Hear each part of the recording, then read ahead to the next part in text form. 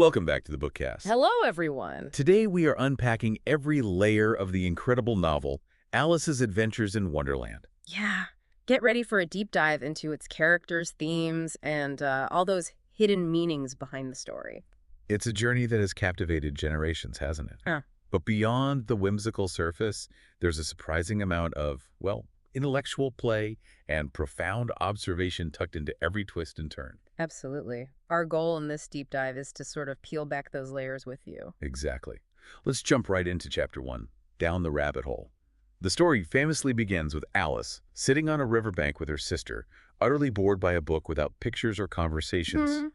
Now, this seemingly simple opening isn't just about childhood ennui, is it? No, not at all. It's Lewis Carroll, who was, a mathematician and logician, subtly critiquing the rigid, sort of didactic Victorian education system. Huh? Alice isn't merely bored. She's yearning for engagement, for imagination, for a world beyond, like, rote learning and dry facts.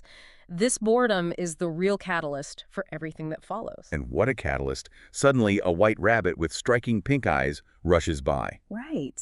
What genuinely catches Alice's attention isn't just a talking rabbit, which, oddly, doesn't immediately surprise her, right? No, it's funny, that bit. It's the detail that he pulls a watch from his waistcoat pocket and mutters about being late. Why do you think that specific, almost mundane detail snaps her out of her complacency? Well, I think it's the incongruity. A talking animal is one thing in a child's mind, maybe not that strange. Yeah. But a rabbit obsessed with time wearing a waistcoat, that's the ordinary suddenly made extraordinary. It suggests a world where familiar rules are inverted, and it's the first hint that Alice's journey will challenge her fundamental understanding of reality and order. That's a fascinating take on how we notice the unusual, and it certainly propels Alice into the next phase, tumbling down the rabbit hole.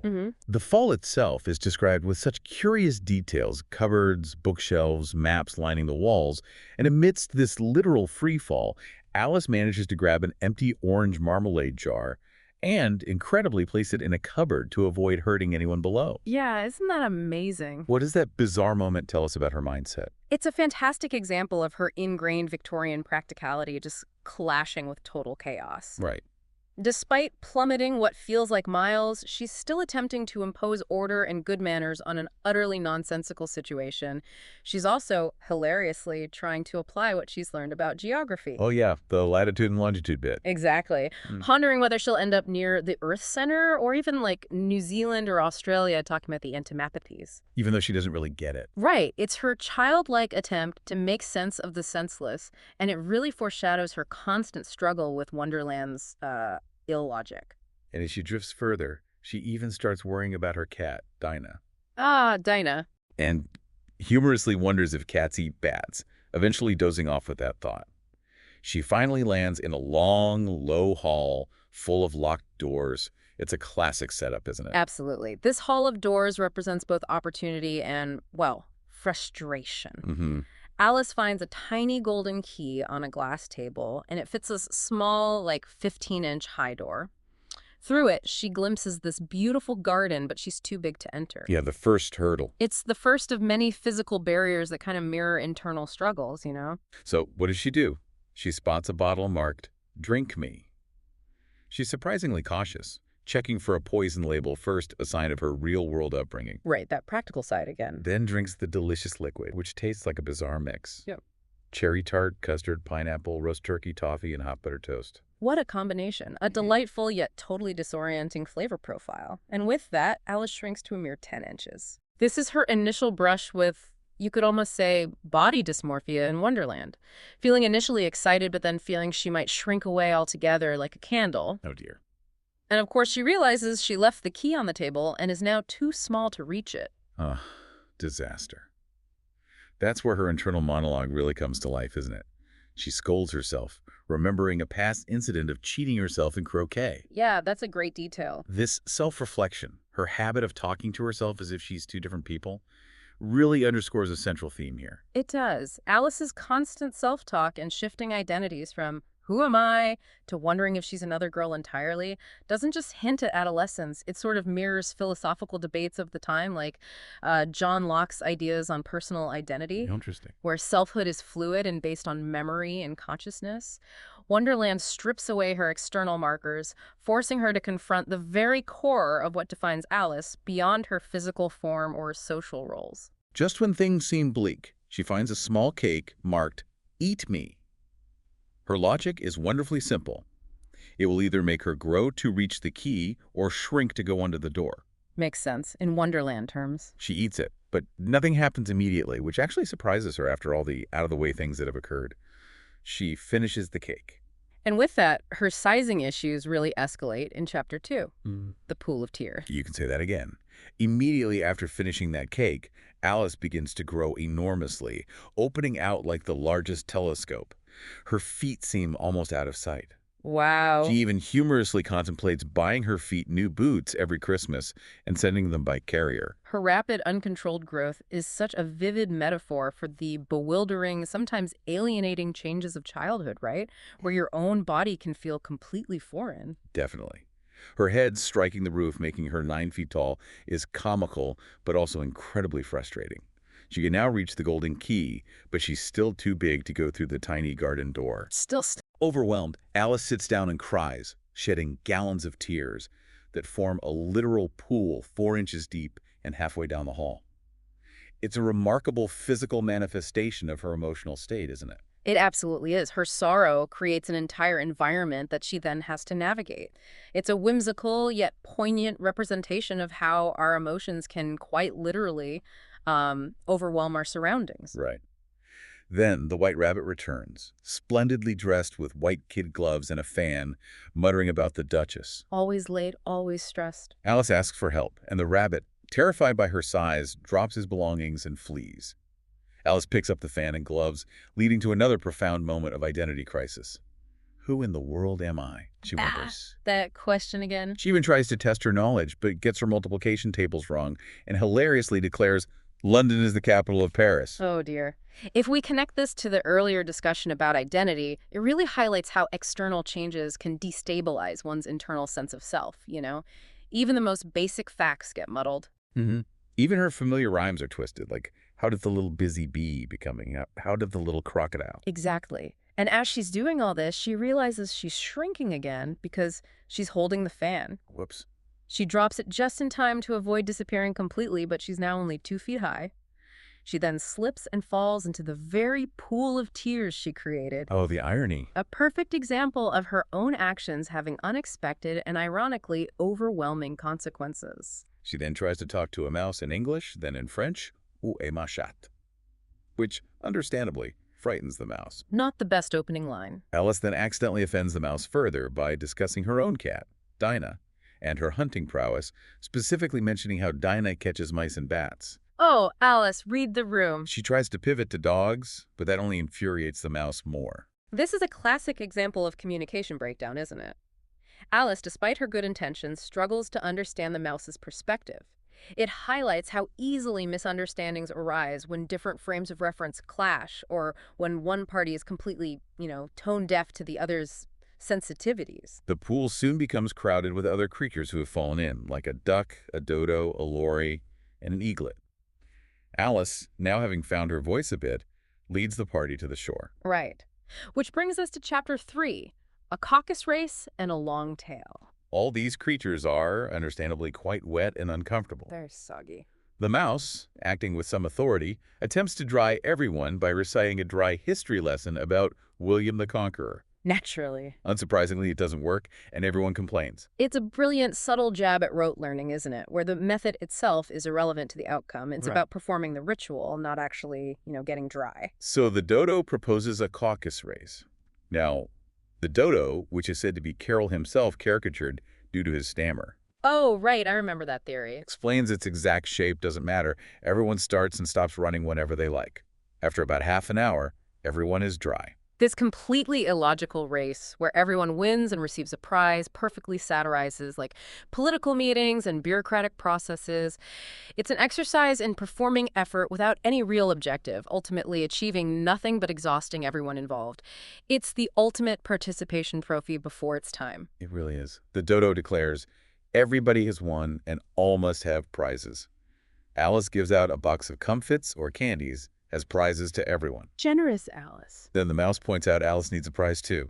Alice gives them a thimble, which the dodo solemnly presents back to her as her prize. Oh, the absurdity. Alice finds it absurd, but accepts gracefully. It further underscores the pointlessness of the exercise, yet Alice, still clinging to her polite upbringing, plays along.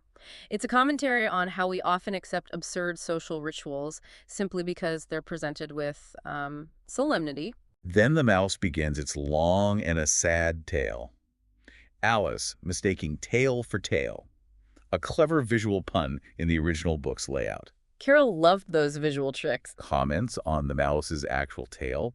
This, of course, offends the mouse. This miscommunication is a persistent thread, isn't it? Highlighting how easily misunderstandings arise, especially when literal interpretations clash with metaphorical ones or when wordplay is taken literally. Yeah. The mouse then recites a poem, Fury in the Mouse, about a mock trial, further emphasizing the theme of arbitrary justice that just permeates Wonderland. And the mouse gets even angrier at Alice's lack of attention, thinking she said a nod instead of I had not. Yeah. It walks away in a huff. Poor mouse. Easily offended.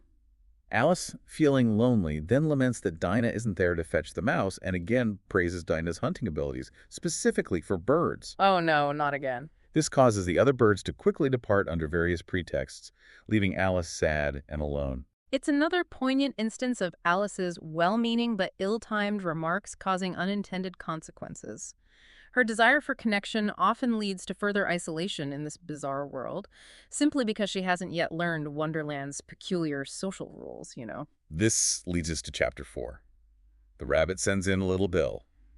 The white rabbit returns, frantic, muttering about the Duchess and having lost his fan and gloves. Still panicking. What's particularly unsettling here is that the hall and glass table have completely vanished. The environment itself is as unstable as Alice's size, isn't it? Constantly shifting and reinforcing the dreamlike, sort of liminal quality of Wonderland.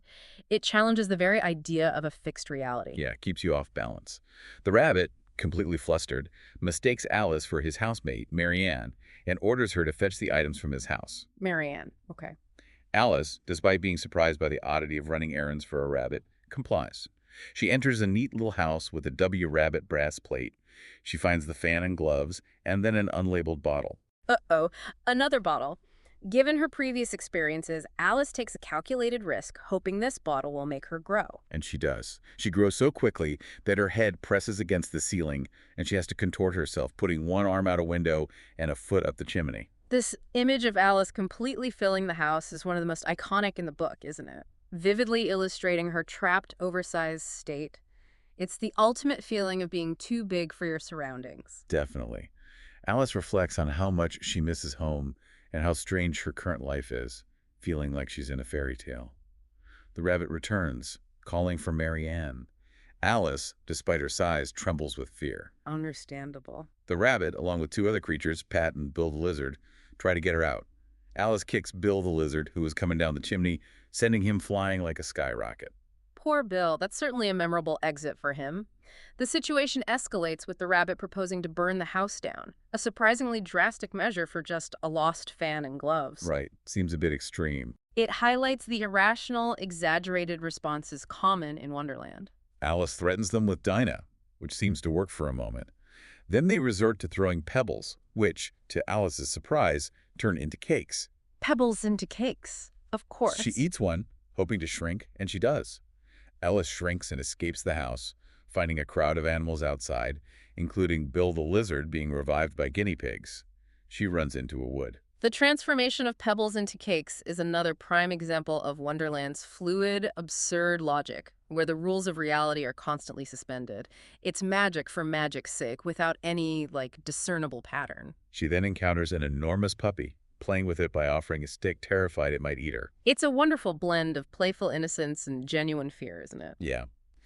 Alice eventually escapes, deciding she needs to grow to her right size and find the garden, and that's when she spots a large mushroom. Uh-huh, the mushroom, which brings us to Chapter 5, Advice from a Caterpillar. This is a pivotal moment because Alice is now actively seeking a solution, rather than merely reacting to the bizarre events around her. Yeah, she's starting to learn how to navigate this world a bit. And on this mushroom, she finds a large blue caterpillar sitting there smoking a hookah. Very iconic image. The caterpillar abruptly asks Alice, "Who are you?" Alice, still confused about her changing identity, admits she doesn't know who she is, just at present. That bluntness really forces Alice to confront her identity crisis directly, doesn't it? It does. The caterpillar's sternness and contradictions only irritate Alice, especially when she tries to compare her changes to the caterpillar's metamorphosis into a butterfly. Right. It's a refusal to acknowledge any common ground. The caterpillar simply tells her to keep your temper, then continue smoking. Very cool customer. And then it asks Alice to recite, "You are old, Father William." Alice, of course, recites an altered, nonsensical version. This highlights a recurrent theme, doesn't it? That familiar childhood lessons and memories are just distorted in Wonderland. The familiar becomes strange, and established rules are constantly challenged. Exactly. The caterpillar declares her recitation wrong from beginning to end. Harsh critic. Even size becomes a point of contention and offense in Wonderland. The caterpillar asks what size Alice wants to be, and Alice wishes to be a little larger than 3 inches. Uh-oh. Which, it turns out, is the caterpillar's exact height. This immediately offends the caterpillar, underscoring the arbitrary nature of what is considered right or normal in this world. Everything's relative, I guess. The caterpillar crawls away, but not before revealing the mushroom's magic. One side will make you grow taller, and the other side will make you grow shorter. Finally, a clue. Alice, of course, has to figure out which is which through trial and error. Which leads to some crazy results. Shrinking rapidly, her chin hitting her foot, Ow! and then growing a super long neck when eating from the other side. This experimentation with the mushroom and her absurd proportions really brings home the idea of her body being completely beyond her control. And this long neck leads to another peculiar encounter. A pigeon attacks Alice. Right. Mistaking her for a serpent, complaining about serpents eating its eggs.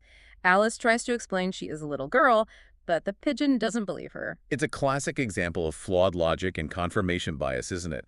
The pigeon has a preconceived notion and forces all evidence to fit it, concluding that if little girls eat eggs, well, they must be a kind of serpent. It's funny, but also kind of unsettling. Exactly. It's a humorous yet unsettling illustration of how easily minds can be made up, regardless of the evidence. Alice eventually manages to nibble the mushroom until she is her usual height. 2. Back to normal. That-ish. She then spots a small house, only 4 feet high, and decides to shrink herself to 9 inches before approaching it, fearing she would frighten the inhabitants. This act of self-regulation shows Alice regaining some measure of control, even if it's still within the framework of Wonderland's bizarre rules. And that sets the stage for Chapter 6, Pig and Pepper. Alice arrives at the Duchess's house, observing 2 strangely dressed footmen. One like a fish, the other like a frog, both with powdered hair. Very formal, very strange. The formal absurdity of the footmen's exchange with their entangled curls sets a tone of polite chaos that is characteristic of this part of the story. Alice tries to enter, but the frog footman engages in a completely nonsensical conversation about the futility of knocking. Why knock if I'm outside? Makes sense. Not. Despite the absurdity, Alice enters the house, finding a smoke-filled kitchen with a sneezing duchess, a constantly howling and sneezing baby, a busy cook throwing things, and a grinning Cheshire cat. Wow, the sheer sensory overload of the scene, the smoke, the pepper, the sneezing, the howling, the throwing of kitchenware, creates such a visceral sense of disarray. It's overwhelming. Alice asks the Duchess why her cat grins, and the Duchess simply replies it's a Cheshire cat. Alice is surprised, having never known cats could grin. One of the great mysteries. The Duchess then offers various proverbs and sings a harsh lullaby to the baby, shaking it violently. What's particularly fascinating here is the Duchess's distorted morals. Yeah, what's that? She extracts a moral from everything, no matter how illogical or cruel, showing a rigid adherence to perceived wisdom that completely lacks actual sense or kindness. It's a scathing satire of, Victorian moralizing. And then, in one of the book's most surreal moments, the Duchess flings the baby to Alice, then leaves for croquet. Just tosses the baby. Alice struggles to hold the oddly shaped baby, realizing it's turning into a pig. She lets it go, deciding it makes a handsomer pig than a child. This transformation from baby to pig is truly unsettling, isn't it? Questioning the very nature of identity and appearance, it forces us to confront how fluid and unstable reality can be. Definitely creepy. The Cheshire cat then reappears on a tree bough, and Alice asks for directions. Here's where the cat famously explains, "We're all mad here, I'm mad, you're mad." Ah, the classic line. This is the definitive statement on the logic of Wonderland.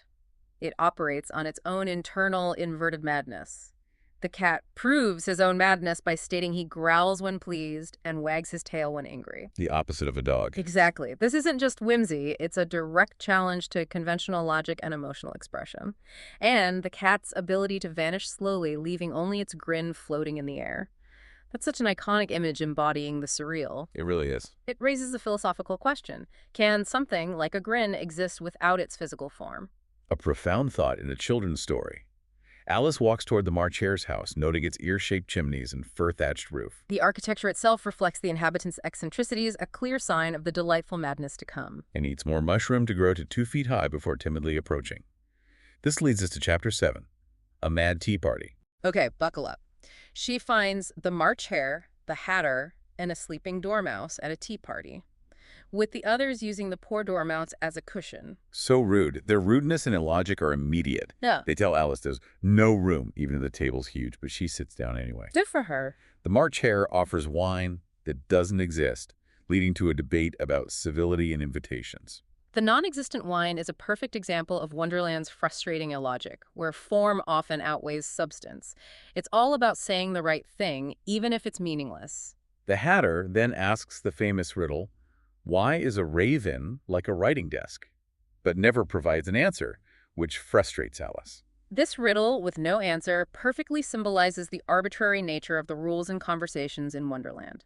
It's a question without a solution, much like many of Alice's predicaments. They then engage in a wordplay debate about saying what you mean versus meaning what you say. Which gets very confusing, very fast. Which highlights the breakdown of language itself, where meaning is constantly shifting. The Hatter's watch tells the day of the month, but not the time, and is 2 days wrong because the March Hare put butter in it. Butter, of course. The Hatter then explains his quarrel with time itself. He says time won't do anything, he asks, ever since the Queen of Hearts ordered his execution for murdering the time during a song at a concert. Twinkle, twinkle, little bat. That's the one. This is where it gets really interesting, especially considering Carroll's background as a mathematician. Because of this quarrel, it is always 6 o'clock at the tea party, and thus always tea time. Always tea time. Always tea time, requiring them to constantly move around the table as dishes get used up. This concept of perpetual tea time is a brilliant metaphor for stagnant, unproductive social rituals and never-ending cycle with no progress. Wow. The March Hare and Hatter forced the Dormouse to tell a story about 3 little sisters who lived in a treacle well and drew things that began with M. Like mousetraps and the moon and memory and muchness. Muchness. This story is, predictably, nonsensical. Alice, disgusted by their rudeness, leaves, seeing them trying to stuff the Dormouse into a teapot. Alice's departure marks her breaking point with the unyielding illogic and rudeness. It shows her growing self-awareness and refusal to just participate in the absurdity. It's a moment of agency in a world that tries to strip it away. She then finds a door in a tree that leads back to the long hall with the glass table. Alice remembers the golden key, uses the mushroom to return to a foot high, and finally enters the beautiful garden. At last. Her persistent desire to reach this garden, despite all the obstacles and diversions, represents a yearning for a more harmonious or, beautiful reality within Wonderland. Near the garden entrance, Alice sees 3 gardeners, shaped like playing cards, 2, 5, and 7, busily painting white roses red. Why? They fear the Queen of Hearts will have them beheaded for planting the wrong-colored rose tree. This instantly establishes the arbitrary and terrifying reign of the Queen, doesn't it? Absolutely. Life and death depend on absurd rules and whims. It sets up the Queen as this caricature of tyrannical authority. An impressive royal procession then arrives. Card soldiers, courtiers, royal children, the nervous white rabbit, Him again. the Knave of Hearts, and finally the King and Queen of Hearts. The Queen, furious, demands to know Alice's name, and who are these, referring to the terrified, prostrate gardeners. Alice boldly replies, "It's no business of mine." Ooh, brave. Alice's courage here is truly remarkable, a clear sign of her growing defiance against the illogical authority she encounters. The Queen immediately screams, "Off with her head!" Of course she does, and to save the gardeners, Alice cleverly hides them in a large flower pot. Quick thinking. The Queen then invites Alice to play croquet. The game itself is utterly chaotic. Live hedgehogs are balls, live flamingos are mallets, and soldiers bend over to form arches. It sounds impossible to play. The queen constantly shouts, "Off with his your head!" This croquet game is a perfect satirical representation of a tyrannical regime. There are no fixed rules. Everything is alive and uncooperative, and the only constant is the queen's irrational rage. The White Rabbit secretly tells Alice the Duchess is under sentence of execution for boxing the queen's ears. Ouch, risky move. The Cheshire Cat's grin then appears in the air, followed by a head. Alice talks to it about the unfair game. The king tries to order the cat's head removed, but the executioner argues he cannot behead a head without a body. Huh. This is a fantastic philosophical debate tucked into the chaos. Can something exist without its physical form? Can you behead just a head? It's a moment of profound absurdity that really makes you think. The queen then threatens everyone with execution, escalating the comical chaos. Alice suggests the cat belongs to the Duchess, who is then brought from prison. As the Duchess arrives, the cat's head fades away entirely, Making the king and executioner run frantically in search of a body to behead. Which brings us nicely to Chapter 9, the Mock Turtle story. The cat's timely disappearance highlights its elusive nature, doesn't it?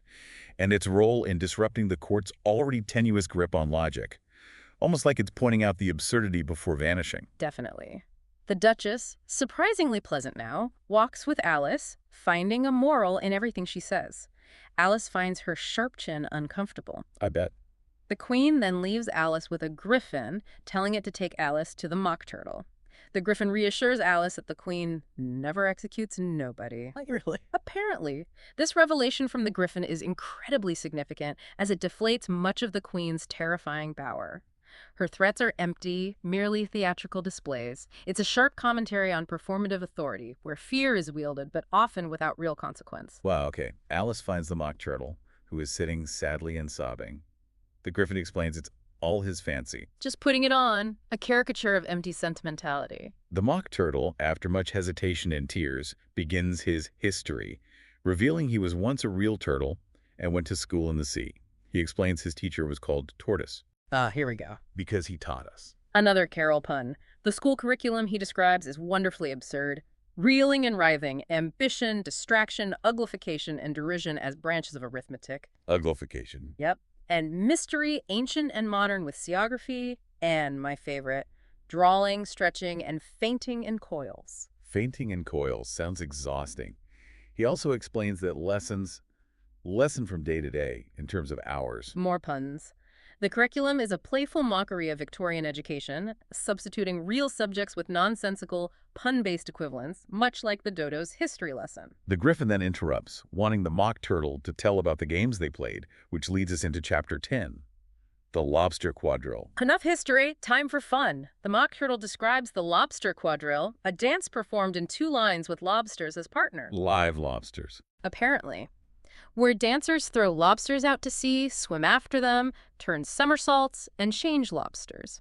The Mock Turtle and Griffin even demonstrate the first figure of the dance without lobsters, with the Mock Turtle singing a song about a whiting and a snail.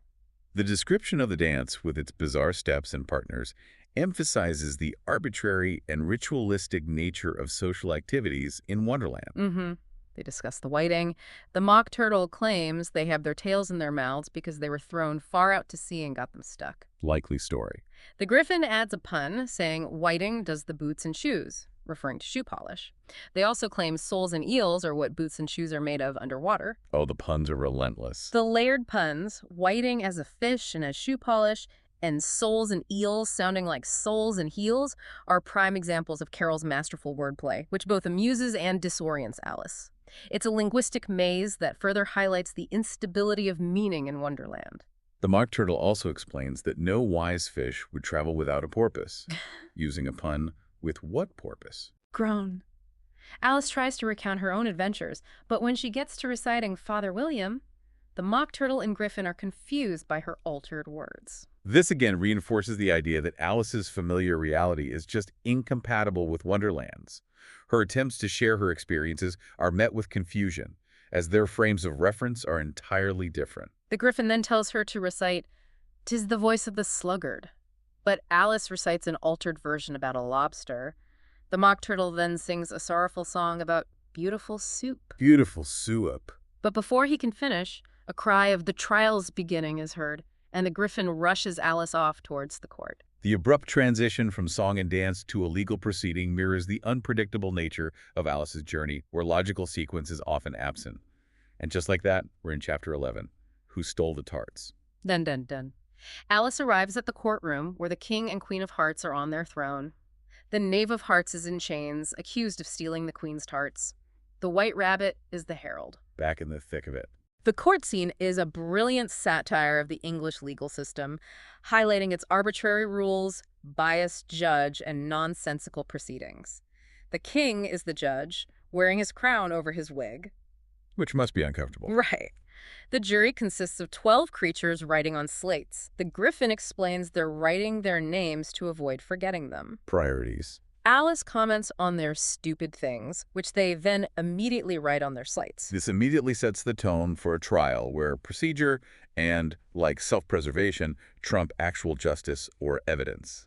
Alice even takes Bill the lizard's squeaking pencil. Poor Bill can't catch a break. The White Rabbit reads the accusation in verse. The Queen of Hearts, she made some tarts. The Knave of Hearts, he stole those tarts. The first witness is the Hatter. Oh, this should be good. He is nervous and confused, providing vague answers about when he started tea in his hat, which he claims isn't stolen, but that he sells them. The Hatter's testimony is a masterpiece of evasion and illogic, perfectly reflecting his mad character.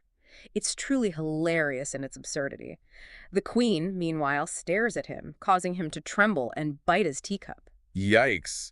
Just then, Alice begins to grow larger again, causing the Dormouse sitting next to her to complain about being squeezed. A guinea pig cheers and is immediately suppressed by being put into a canvas bag and sat upon. Suppressed. The suppression of cheering guinea pigs is such a dark comedic touch, further illustrating the absurdity and suppression of any genuine expression in this court. The second witness is the Duchess's cook carrying a pepper box. She refuses to give evidence, simply saying, "Shan't." Shan't. Okay, then. When cross-examined by the king about what tarts are made of, she replies, "Pepper, mostly." The Dormouse interjects treacle and is promptly suppressed.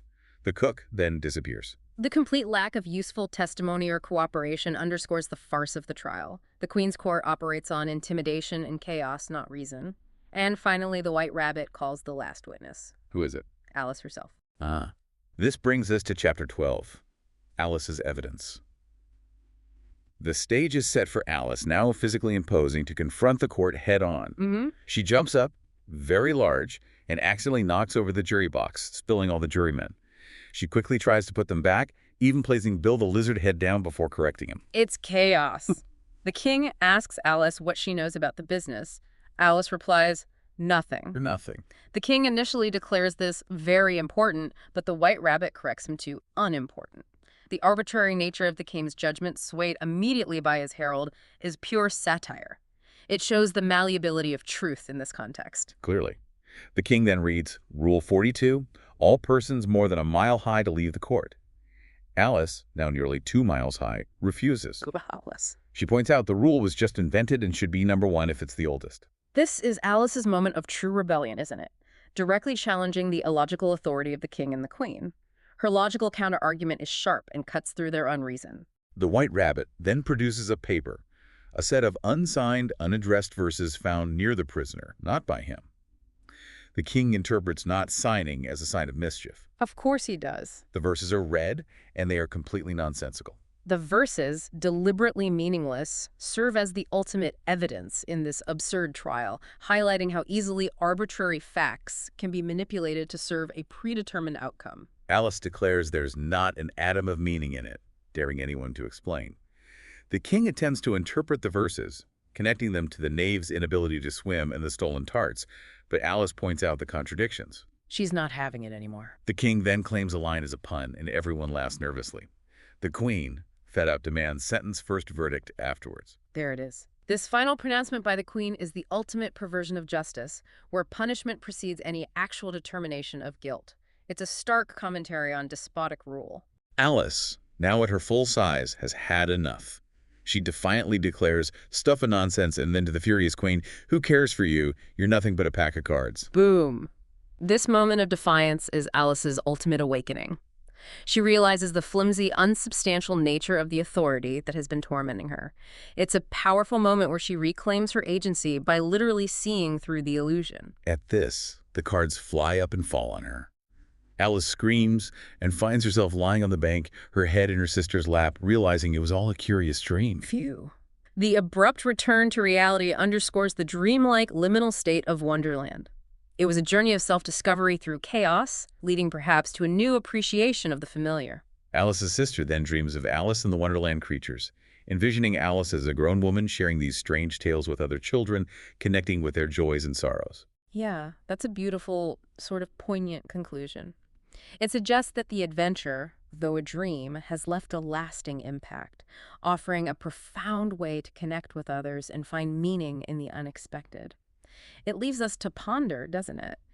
If reality is only what we perceive, how much of our own wonderland do we create, and how much can we choose to simply, well, wake up from? And there you have it. What a story. Thanks for spending a little bit of your day with us in this story. We really appreciate it. If you enjoyed it, a simple like or subscribe helps the channel out more than you know. It really does. Be good and take care.